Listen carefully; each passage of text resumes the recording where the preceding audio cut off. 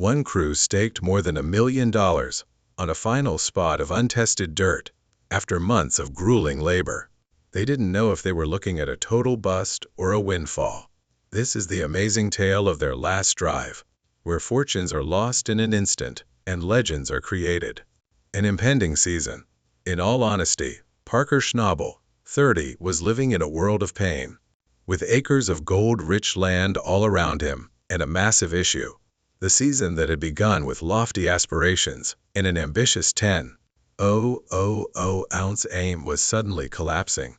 It was all unprepared, already turning into an icy slush that would choke his machinery. The pay dirt was frozen solid.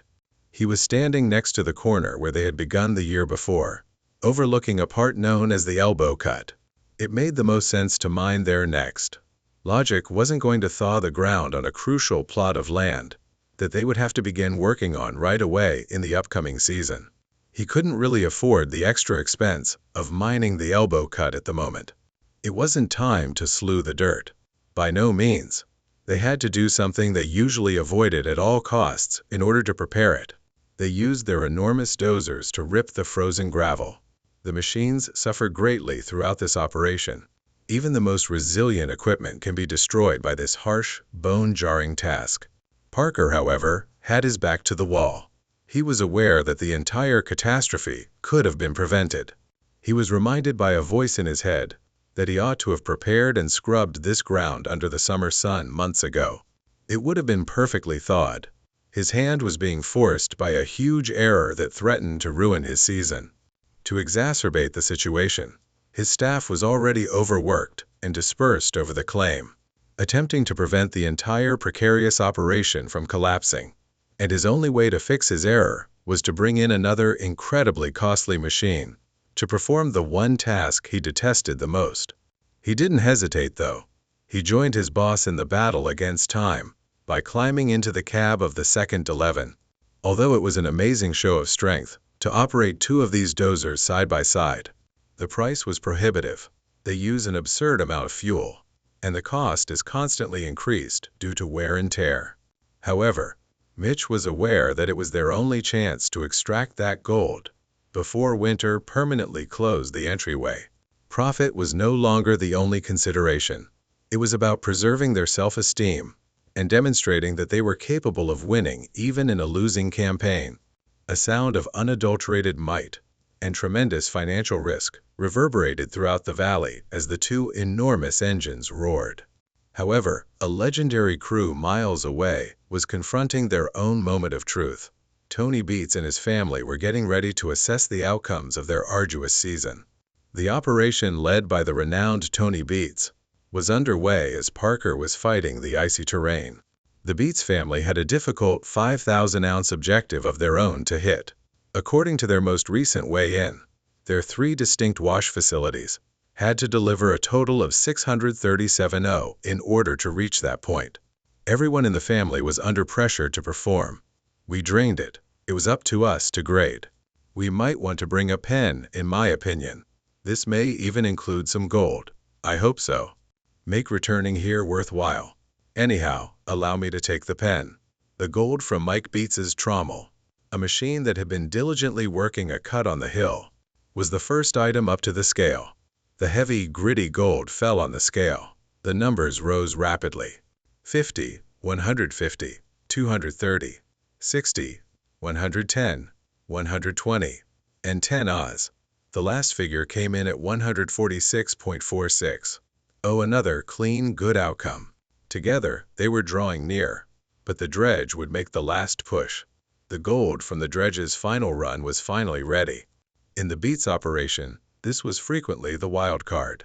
A vast floating relic from a bygone period, the dredge could yield disappointing totals or enormous quantities. As the gold was weighed, there was a lot of anticipation. 10, 20, 30, 40, and 50. At 58.740, the scale stabilized. The miracle of the elbow cut. Parker Schnabel was relying heavily on his annual target of 8,000 ounces. For the remainder of the short season, he had to pull in about 1,000 ounces per week in order to have any chance of reaching that goal. Considering the start of the year, it was a difficult task. His reliable wash plant, Big Red, which had been working the bridge cut, provided the first gold to be weighed. That ground had been producing a consistent, if unimpressive, 90 ounces per week up to this point. Everyone held their breath as the gold struck the scale. The moment of truth, the main event, had arrived. It was time to see what the elbow cut had created after 3 grueling days of tearing and slewing the frozen earth. The fabled money hole, which had averaged an astounding 380 ounces per week the season before, was believed to be as rich as this terrain. The strain was intolerable. His season was essentially over if this figure was low. The time has come to test if their huge wager would pay off. Everyone on the crew was clearly exhausted and anxious as they gathered around. They had trusted Rick's intuition and risked their own gold bonuses for this. The uncertainty had weighed heavily on all of them, and the obstacles had been enormous. With an average of 300 ounces every week, Rick's former hangout, Rally Valley, had been a steady source of income. He was hoping for at least 200 ounces from this initial clean out from the virgin ground of the Vegas Valley. A catastrophe would result from anything less. Despite being smaller, the initial pay pan showed promise. 56.7 Oz. 10, 20, 30, 40, 50. Silently, the crew watched him carefully pour the hefty, sparkling concentrate onto the scale. The ultimate total would decide whether they would all be returning home with pockets full of gold or nothing at all. The numbers on the digital display started to rise and spin faster and faster. As the gold from the second bottle landed on the scale, there was an overwhelming quiet.